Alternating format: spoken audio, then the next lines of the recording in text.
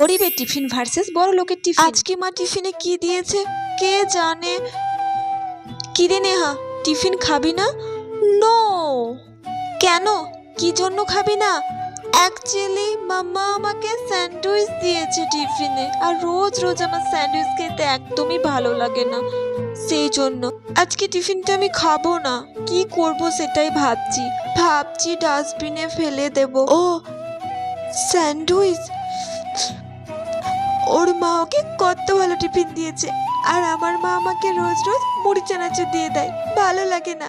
আজ ঘরে যাই, মার একদিন কি আমার একদিন। হ্যাঁ। কি রে প্রিয়া, তুই খাবি না?